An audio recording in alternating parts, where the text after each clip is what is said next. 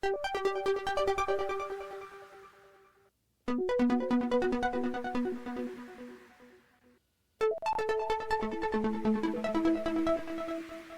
back to Ask a Coroner, the podcast where we answer the questions people have always wanted to ask about death investigations. I'm Mark Hammond, Boyd County Coroner. I'm Bailey Rucker, Deputy Coroner. And tonight we continue our three-part series about the most delicate investigations that we handle. Part 1 handled the child death investigations, the hardest things that anybody has to see, and why that they're the hardest cases we handle. But tonight we're going to kind of focus on the tragedies that these cases occur under and how fast they happen and how really some of them are kind of preventable.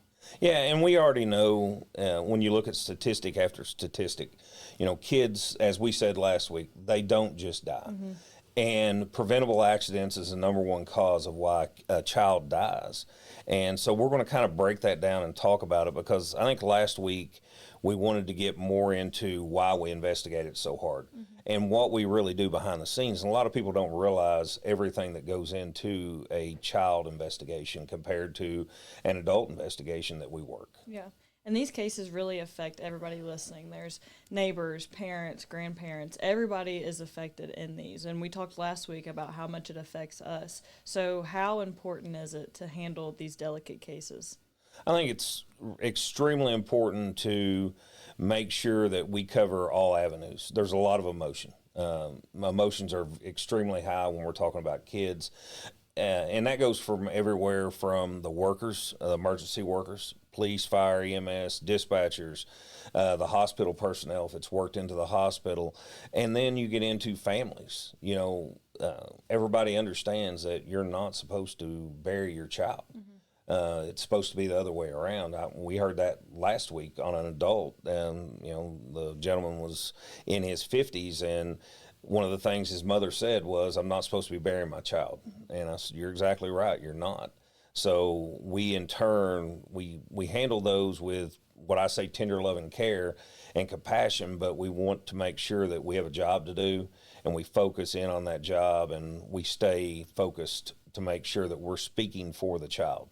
What truly happened, and is it truly an accident? Is it truly a natural death? Or did somebody do something to the child to cause the death, because they're not supposed to die? Yeah. And I think one big tragedy that we see all the time is sleeping deaths. Kids die in different sleep environments all the time. So what are those kind of different environments, and how do you handle those cases specifically? Two big things that happen with sleeping environments are co-sleeping, number one. Number two is rollover deaths. And then we could throw a third one in there, which is what we call wedging. And those are truly, all three of those are truly tragic. If you talk to 1,000 parents, 9 times out of 10, that parent's going to say that child slept in the bed with us, and some, they slept for many months in the bed. Mm-hmm. Some of them will say, "Well, I have a bassinet over here," or the child won't sleep by itself, things like that. Those are true tragedies.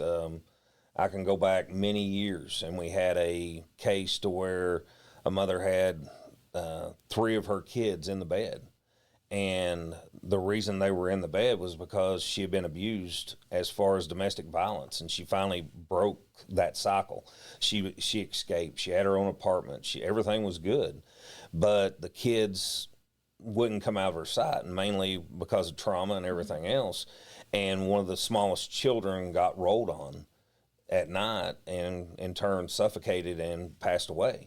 And that was truly a tragedy. She had already been through all this trauma and everything had happened. We can look at another one to where a lot of people sleep with their children and they sleep on the couch. Mm-hmm. And then they'll put them in their arm, like they'll lay them here, and they get between the arm and their chest, and they go to sleep. Well, the child wiggles and wiggles and gets in between the arm and the armpit and the chest, and in turn, depending on the age of the child, they suffocate to death. So we see a lot of that, and what really helps us get the full picture of that, and we talked about this last week, was the investigation part. We have dolls, and we go back and we work that investigation to where we do a total reenactment. Mm-hmm. Those reenactments are some of the hardest, I think, too. Well, they are, and it helps us tremendously, but it's the hardest thing to do. Mm-hmm. We've had a lot of people work law enforcement, a lot of police officers go, why are you doing this? You know, why are you putting the family through this?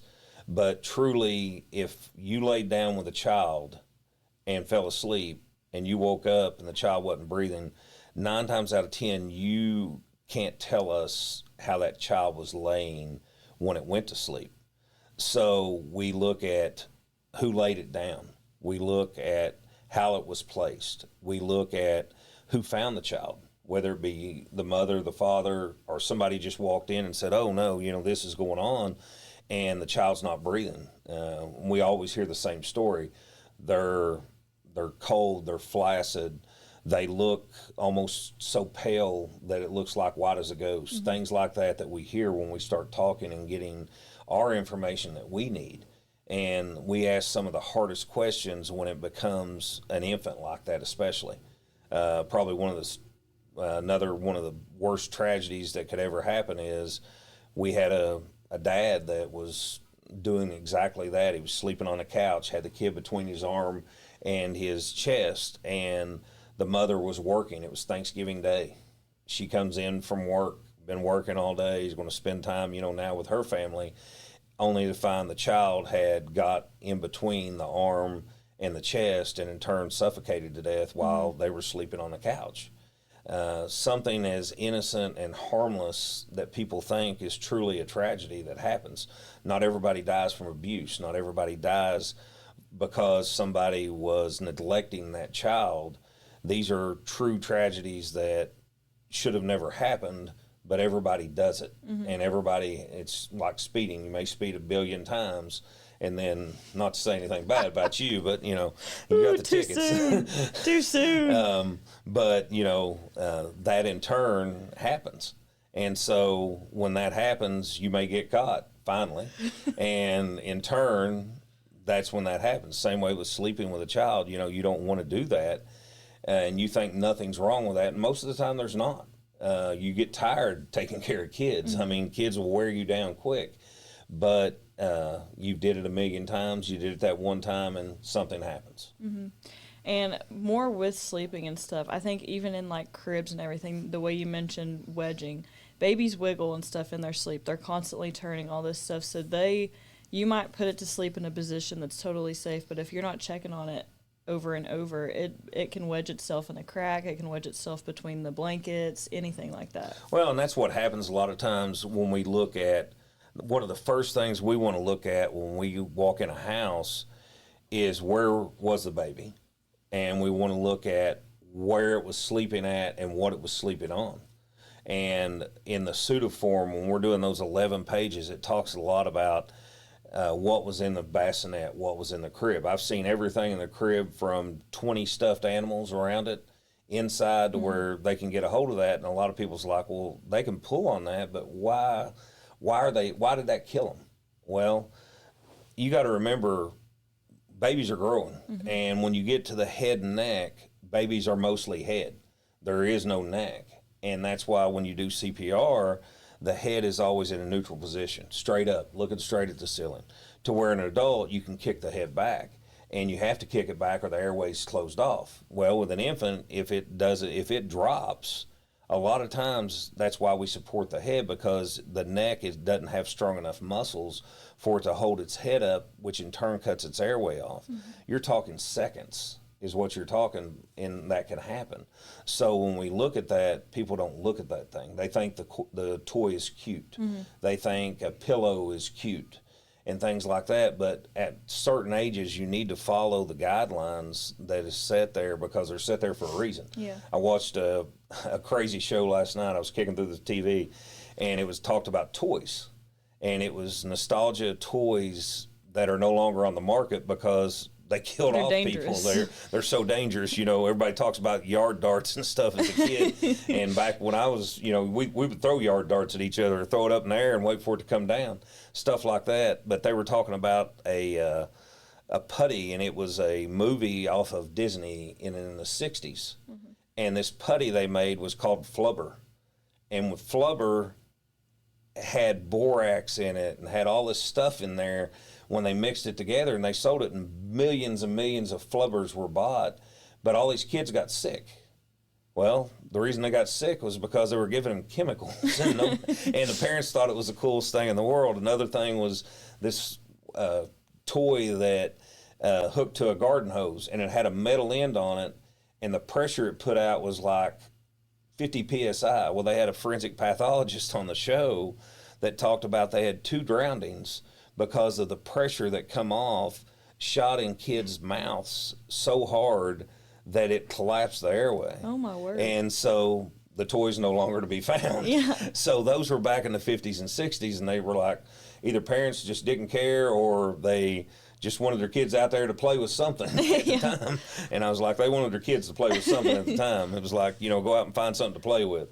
And so I thought it was a pretty cool show. I got interested in all these toys that are not there anymore and why. Yeah. And I'm like, same thing happens today, as well as I do, that when we get calls all the time on a child death. I talked last week about the swing. When you look at that swing, and that swing was made for a child like 2 years to 4 years, and this kid was in that swing, that not only the swing was broke, but also the kid was like 8 months old. It couldn't hold its head up. In turn, it died of positional asphyxia because putting it in that swing that they thought would rock it to sleep, in turn caused its airway to go down, and it didn't wake up. So that's the tragedies that happen when it comes to the deaths that we deal with little ones. Yeah, and that's what we talked about, how we can get those things, take off the markets ourselves just by simply putting it on a death certificate or turning that form into that company. Exactly. Yeah, and that becomes important. Yeah. They have investigators just like we investigate, and so we want to use those to our advantage a lot of times.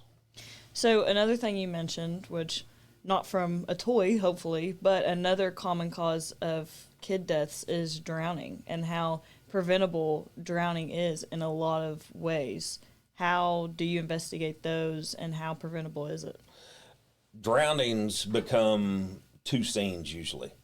They become a scene at the hospital, and they become a scene at the house or wherever the drowning occurred, because we want both of those. It could be as easy as not having a lock on a gate.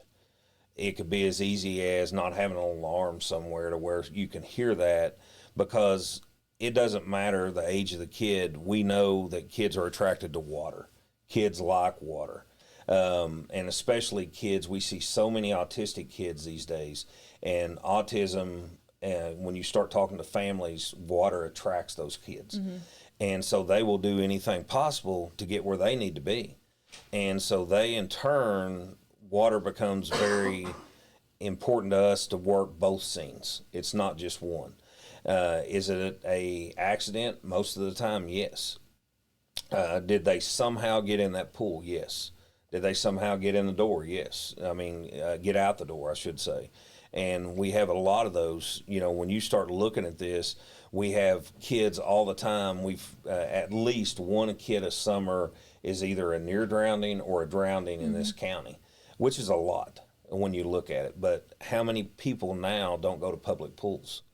There's the county over from us, it has a popular pool in one of the cities that is not going to open this summer. They have structural damage to that pool. And in turn, the families are going to go, oh, well, used to what cost $5,000 or $10,000 or $20,000 to put a pool in. Now families can go to Walmart, or they can go wherever they want, and they can buy a pool for $400 or $500, put it up, and that's a decent pool. And it gives the kids something to play with and things like that. The problem is, when they put that pool up, they also don't put a fence up. Yeah. When they put that pool up, they don't have they have steps that kids can climb on. All the other safety precautions that matter. Yeah, and you've seen it as well as I do. You watch these videos on TV a lot of times of a kid that got out of a house and climbs up a set of steps, and right then and there the parent grabs it real quick. Well, what would have happened 30 seconds past that? And we look at those things to where we want, when we investigate a drowning, one of the things we do, let's break it down. So in our office, what's cool is 9 times out of 10, we get multiple investigators out.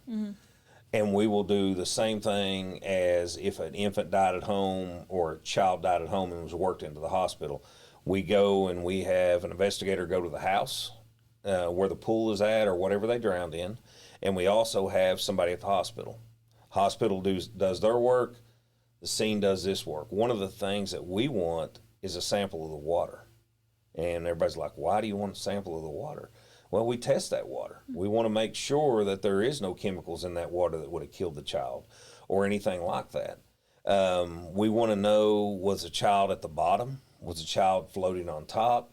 That a lot of times tells us the time frame. And that's one of the things we want to know. And I could ask you right now the same thing that, and you know, by asking when you investigate things, when's the last time you saw somebody alive? Yeah. Let's go to adults. When's the last time you saw somebody alive? And somebody will say, oh, 10 o'clock. Somebody will say, oh, 11 o'clock. Well, what were you watching? Well, I was watching the Today Show. Okay, it went off at 10 o'clock. So let's take that out. People are historically bad at time. And so when they give you a time, it's hard to tell. One of the big things now, and this comes from the, it's pretty neat that I got a paper on it the other day from the International Coroners Association and Medical Death Investigators Association. One of the things they're asking for is video of child deaths. And they're like, everybody's like, oh, that's pretty morbid. But how many times do you think on a checklist to ask, do you have a camera here? Does it record? And so many people have cameras nowadays. Yes. So, and you know as well as I do, on adults, one of the things we're doing for when we're canvassing and talking to people in the neighborhood is we're looking at houses. That's got a ring camera. That's got a ring camera. That's got a blink camera. Whatever model you're using.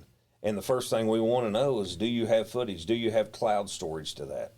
Well, same thing at a home when we have a child die. Is there a cloud storage? Do you have film of that? So we can see how they did that.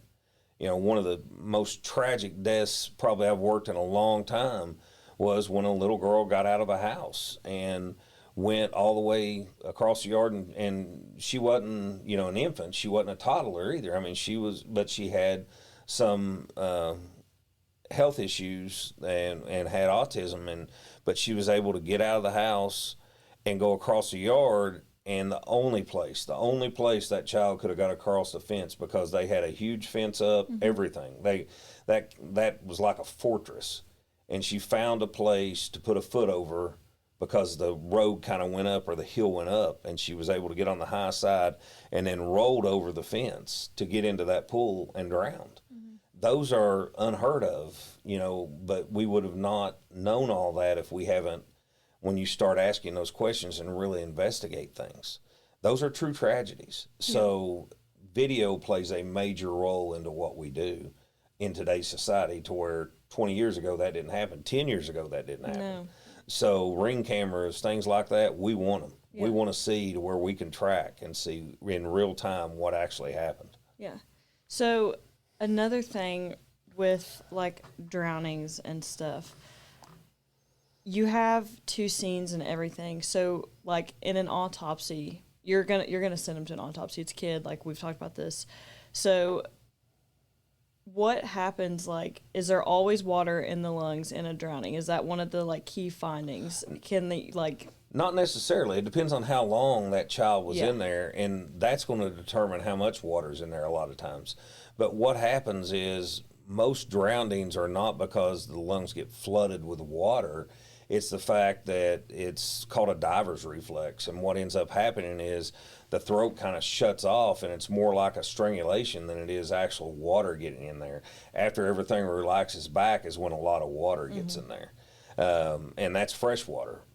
Let's not forget, when you look at pools can also be salt water. And salt water causes a lot more issues.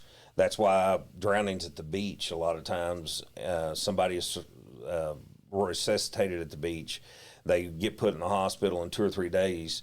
They start developing a lot of times like pulmonary edema, things like that. They have a lot of fluid that fills up their lungs, and that's because of the salt a lot of times.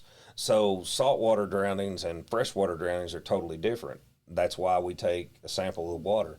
That's another question to ask somebody is your pool regular water, or do you have a salt system? There are so many people these days that have salt systems because They're the easier to maintenance take is care easy. of, Yeah. I mean, you don't have to, you pour the salt in there and it like lasts. once a year, and it's Yeah, it's great. Yeah. So you see that more and more that people don't think about to ask that question. So another death that we deal with a lot is kids being left in cars. Parents go into the store, forget they're in there, or they might have forgot they picked them up from school, go in the house for a few hours, and then come out, and it's like, holy granola, I left my kid in the car. So how often do vehicle deaths actually occur? Luckily, we have really not had many of those. But that is a frequent thing that now happens across the United States See it on the news all the time, all Yeah. the time. And we're getting in that time frame. We're in that time frame. And a lot of people's like, I just got so busy. Everybody is so busy in this instant society that they don't remember that the child's sleeping in the back, or it's so quiet that they just get out and they have to run to an appointment or run to a meeting or whatever. And those cars, if it's a 80, 90 degree day and a kid is left in a car 10, 15, 20 minutes without air conditioning on, the inside temperature of that car is going to be 120 to 130 degrees by the time somebody does something. So literally that child it's frying, their brain's frying, their body's frying because of that. Everybody's like, well, it was just a minute. I could not imagine, and I say this 100 times, I couldn't imagine leaving my kid in the car and saying, hey, I'm going to run in here. Yeah. I could understand I forgot, because everybody forgets and everybody has that thing, and it's truly a tragedy. But the big thing is, a lot of parents will leave their kid in a car and not leave it running and walk in. Especially if they're sleeping, they don't want to wake them up or anything. I don't want to wake them up. I don't want to do those things. But when that happens, it's really, truly that the biggest thing you want to get is, what is the temperature of the child? What's the temperature outside? What's the temperature inside the car? The sooner those gets got, the more evidence you have to make your case to that. And everything that we do is about evidence. I've said this since the first day we've did these podcasts, is always follow the evidence. You follow the evidence, everything's going to work out, because the evidence is not going to steer you wrong. In car deaths, time is of an essence to us. And why is it an essence to us? Because once the windows broke, or once the car's shut off, or once the kid's taken out, everybody's like, ooh, and they're relieved. But it goes right back to the pool drownings. We actually have two scenes. We have the car, because what's going to happen with that kid? They're going to get there and they're going to do what? They're going to grab it and they're going to run. Yeah. They're going to grab it and run and try to resuscitate Every the single child. time. Yeah. Every single time that's going to happen.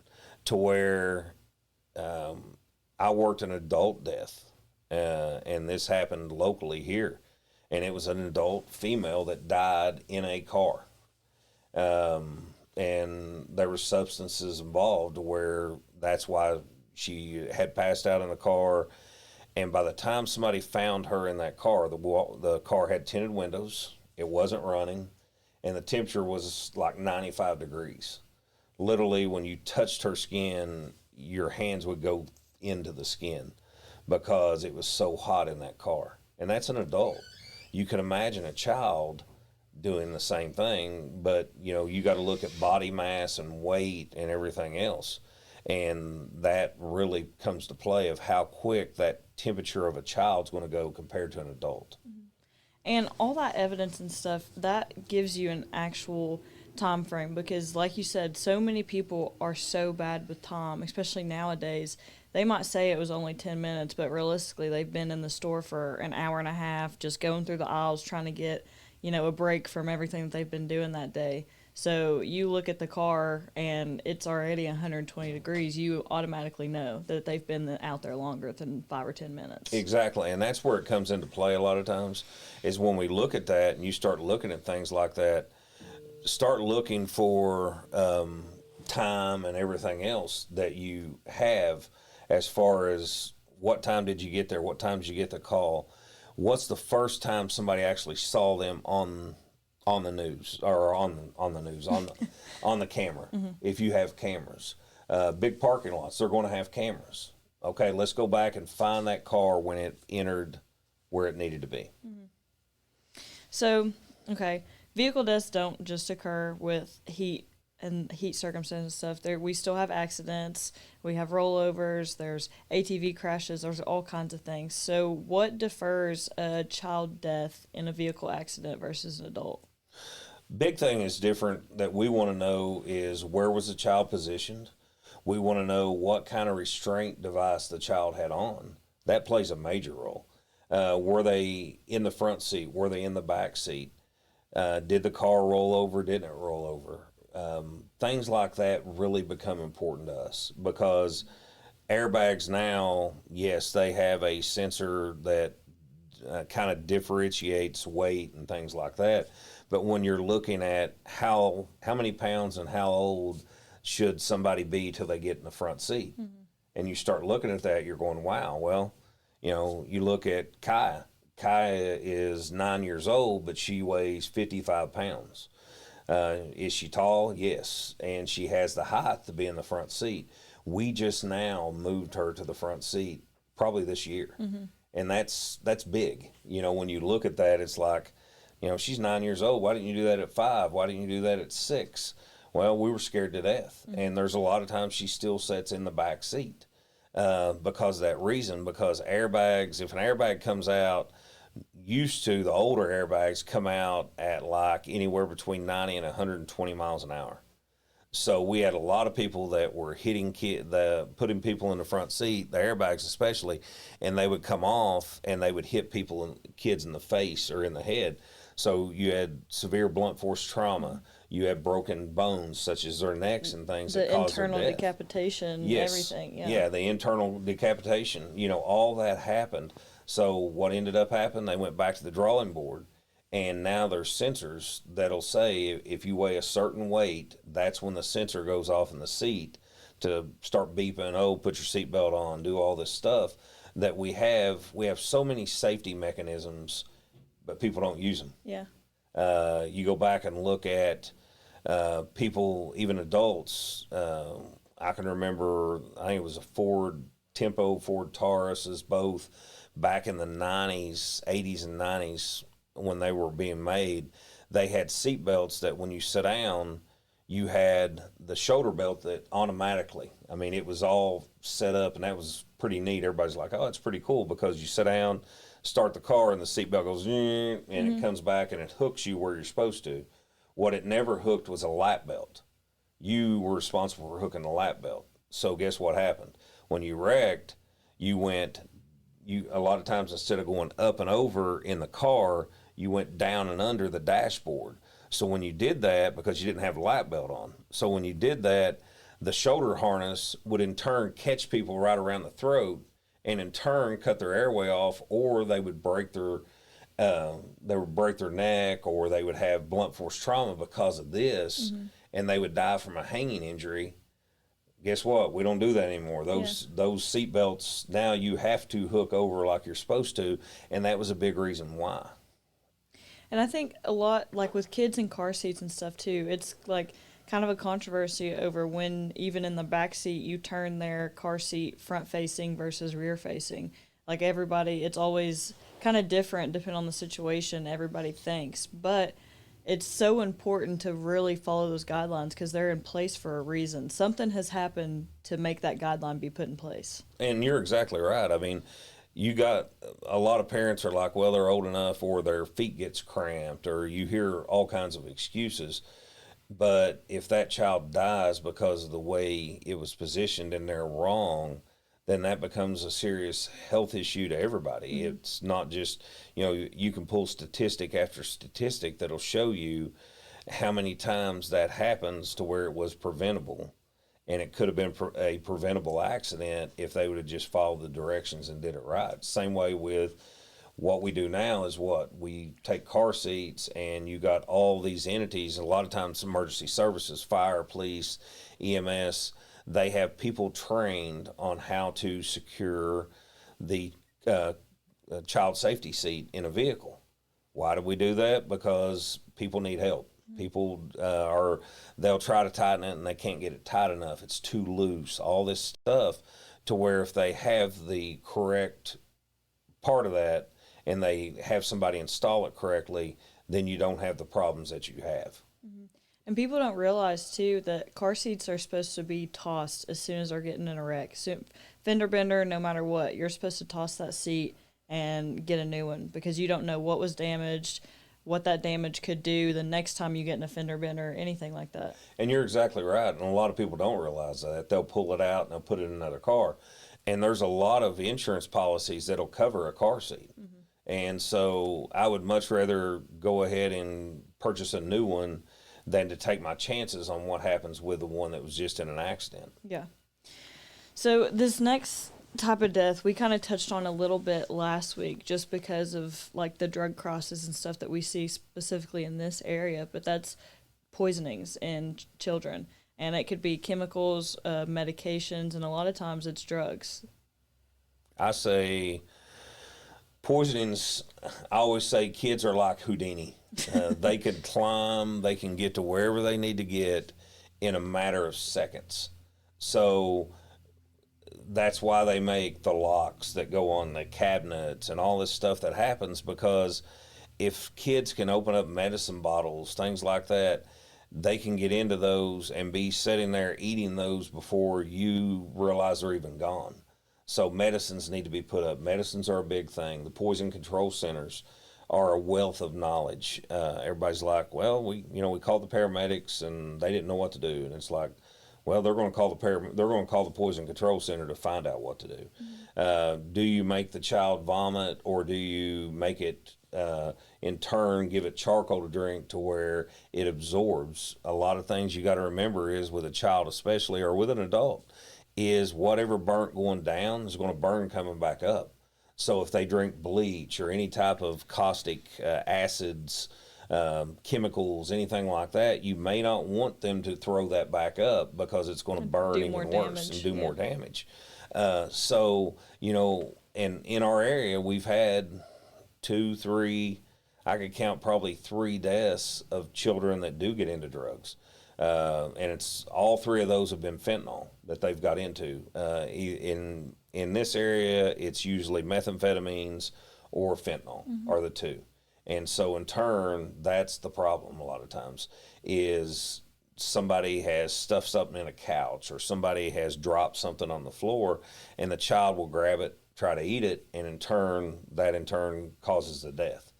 And those cases like that, we prosecute to the fullest extent if we can prosecute them. That's the big thing there. No child should have to be in an unsafe environment, and we see it every single day in houses that we go into and investigation scenes that we investigate.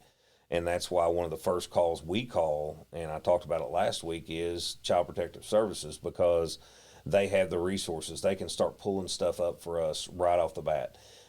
Does the family have a case now? Have they ever had a case?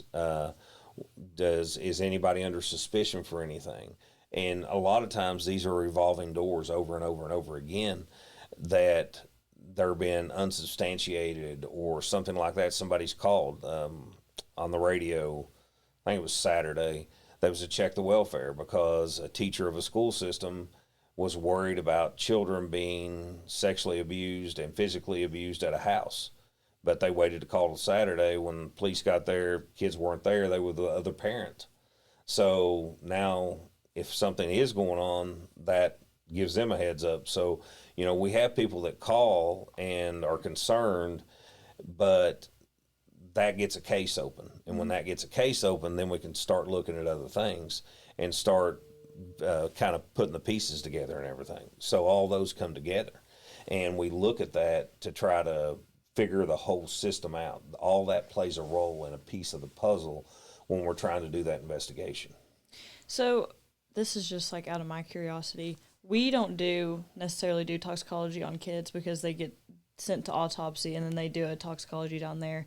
Is there a specific test that, like, how you could do like an electric light panel, all of that different stuff, if you select something different? Would they do a different testing system down there for a kid? Most every time we do a child death, and you're exactly right, we don't draw the toxicology.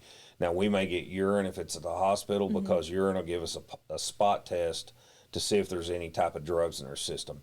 But when they do the whole testing down there, they will make sure that they draw vitreous fluid, which is the eye fluid, and they will draw that, and they will automatically run testing on electrolytes. They want to know what their potassium level, what their sodium level, all that is. And that becomes really important, because that's another piece of the puzzle, and it's also another tool for the investigator to try to pinpoint why that child died. Because that's like, so in terms of like maybe cleaning products and chemicals like that, how does that show up on a toxicology report? You got to know what you specifically want to test for. So say that we know that child had got a hold of bleach, Drano, some kind of simple green, anything like that. We will take that into our possession. One of the things that we take is, especially if it's an infant death, is what the child was what it normally drinks, whether that be a sippy cup, whether that be milk. One of the first pictures we're going to take after we get the inside and we're working the inside, or the outside and working the inside, is in the refrigerator. What's in the refrigerator? What's on the countertops? What's all those things? Because, again, it's another tool, and it's another piece of the puzzle. And all those pieces have to match to help determine why that child died. And I want to go back, like, with the drug cases and stuff. Not all, like, abuse and neglect cases that we see are necessarily, like, beatings and shaking baby and stuff. It's a lot of times just, like, careless parents not watching their kids when they have drugs laying on the table and stuff like that. That's a lot of the stuff we see versus all of, like, the beatings and stuff. Yeah, it's all preventable. You also get parents that have they have lost all patience at times, and that happens more and more these days. And they'll walk away, and they'll set something down or whatever and walk away. Well, it's great to walk away, and it's great to get your breath, because we don't want anything happening to that child. But just remember, when you leave, what you've left laying there. Whether that and be the abandonment that comes with it. Well, yeah, I mean, it's probably been, I want to say, 10 years now. We had a 3-year-old that was shot in front of a local restaurant on a Friday or Saturday night. And, summertime, it's packed. What does Dad do? Pulls a gun out of his pants, because a lot of people carry weapons now. And instead of taking the weapon with him or securing the weapon how it should have been secured, and it's no fault of Dad, I'm not saying that at all, but the preventable accident was he laid it in a cubby hole of the car. They come out of the restaurant. The 3-year-old goes between the cubby hole because it wants the DVD. It wants to watch the movie in the car, sees the gun, grabs it, turns it around, and uses his thumb to pull the trigger, and in turn caused the death. So, as an adult, we make sure we put everything up. And when I say kids are Houdini, you need to put it up to where they can't climb and get it, things like that. I go back to Kai, and, Kai had some candy one time, and I was like, how did you get that? And she was like, I climbed up there and got it. And I was like, there's no way, show me. And so I timed it, and it took literally a little over 20 seconds, and she was up on top of the refrigerator. She pulled out a drawer, put her feet on the drawer, used her arms and pulled up onto the counter. From the counter, she put another drawer there, climbed up on it, pulled herself up into the refrigerator, and got what she wanted. All in that time. So what do, if I don't hear anything, I know I'm in trouble. Yeah. So I'm going, what are you doing? If she's in another room, what are you doing? I'll give it a little bit of time, but what are you doing? She's 9 years old, and I'm still going, what are you doing? Yeah, you're always on edge. Because you stay on edge because of everything that we see and everything we know that's out there. And so I always said, if you go back to PTSD, mental illness, taking care of yourself, we stay so heightened aware that we don't know we're even doing it. And we did it for years. And so even at home, you're heightening awareness. And I think in our situation and in law enforcement and in fire and in police and EMS, everybody is so, they hear and see so much stuff that we like really are pushing the envelope of let's put it in a bubble and that way it doesn't get hurt or come out. Yeah. And that happens all the time. I mean, yeah. Like, Brad, literally, I'll get on him, and he's like, okay, Mom. But then we go with his friends the next day, and he's like, no, seriously, you guys need to listen. Like, you've really got to be careful with this. And I'm like, thank you. Yeah. You guys don't understand what I go through. So, and that plays a big role. Yeah. I mean, it does. And so, I mean, that's a huge thing nowadays. And it can be, we get a lot of cross-contamination. If parents are doing drugs and things, there's a lot of residue. Well, residue's not going to really affect an adult, but if a big thing of residue's on a table and a kid does what? It's pulling up on the table. Mm-hmm. So it's constantly getting things on its Always hands. chewing on stuff. And then what does it do? It puts its hands in its mouth. And in turn from there, it could easily get some type of poison or anything in their mouth, cause an airway issue, things like that. Mm-hmm. And I think, like, a lot of people's medication cabinets, especially that we see a lot of times, are in maybe the bathroom or in the kitchen right next to the snack cabinet. Kids climbing on the counters trying to get a snack out. Pill bottles look just like candy. They open it up and think they're eating Tic Tacs and all kinds of stuff. I mean, it's little things that kids' minds think of everything different than we do. If you give a kid a pill bottle, I guarantee you, from a 3-year-old up can probably eventually open that pill bottle. And the older they get, the quicker they get. Mm-hmm. So Absolutely. Things like that, that's why it's important to put it up and out of sight, maybe even some type of lockable thing. Mm-hmm. You know, all that comes into play. Yeah. So probably the last death that we'll talk about in this kind of episode is fire deaths. And not all fire deaths are preventable. Really, a lot of them aren't. I mean, adults die in fires all the time just because of the tragedy that it is itself. How do you deal with that? Fire deaths are a long, drawn-out investigation. One of the first things we want to know is where was the child? We want to know also when we're autopsying, and we've talked about fire deaths before, is there smoke in the lungs? All that stuff plays a role to tell us whether that child was alive or dead. The second thing is, you know, let's hear the story. Where was the kids found compared to the adults found? Mm-hmm. Some adults can make it out. Kids can't. You know, a lot of times, and that can be from some type of medical issue, or it can be just the fact that they get confused. Kids want to be safe, so they want a safe place to go. So a lot of kids, instead of running outside, will run inside. And why is that? Well, their bedroom's safe. Toys are safe. They want to get their favorite toy. Things like that may make them go back into the fire than coming out of the fire. We found a lot of adults with children.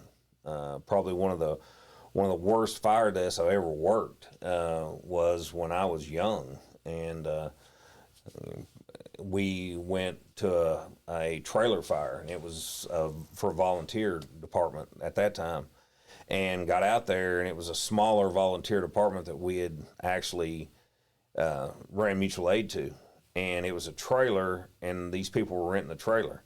And they'd ran an extension cord from one trailer over to the other trailer to give them electricity. The problem is it was a single wide trailer that had an entrance door, and the exit is in the middle of the back, like any other single wide trailer.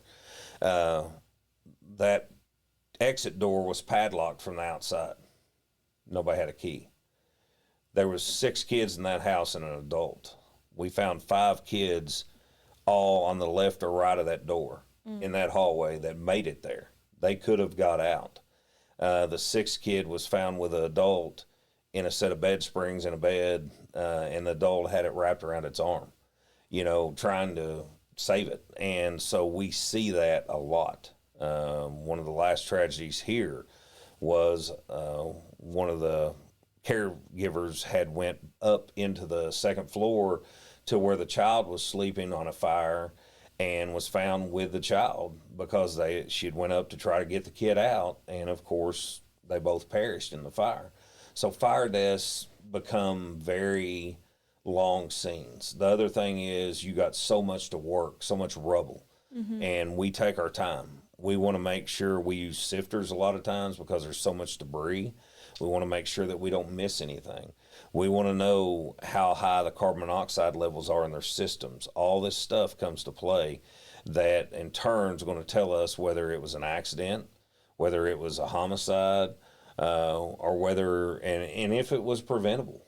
You know, we run into a lot of preventable accidents, especially with fires in the wintertime. We're coming out of winter season, we're into spring, soon to be summer. We're not going to have to worry about it as much, but watch what happens when colder weather starts coming in.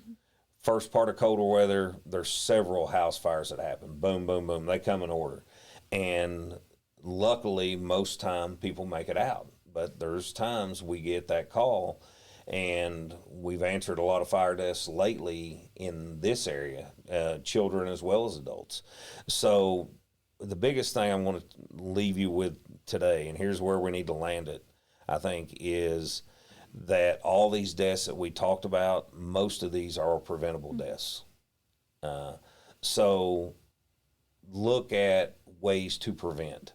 And that's some of the things that we put out. We put out that on our social media pages and everything else, co-sleeping, wearing seat belts. One of the things that I'll put out here in the next little bit is going to be on leaving kids in cars. All those become play as far as the more we can get that word out, the better off we are for everybody. Because if we prevent one child death, we've did a lot. Yeah. And that's where we want to be in life. These are hard deaths. These are deaths that nobody wants to work. But as an investigator, you don't have a choice but to work those because they come along with the job. What we need to do is make sure that we do the best job we can in speaking for that child that has died. Yeah. That was good. Got anything else? Nope. I think we're good today. Yeah. Please, if you're enjoying the series, come back for next week. Next week we'll have part 3, and we will wrap it up with part 3. We may or may not have somebody here joining us in the studio that has went through a child death. So we got some feelers out there. I think that becomes important. That's part of the story, and we're always here to tell that story. Yeah, very, very important. Anything that we can do to help somebody out there that might be going through the same thing as well. These are very, very hard topics, but we know that it kind of touches everybody in a different way and might help them through something else, and that's our goal, really. Yes, and everybody have a good week. We'll see you next week.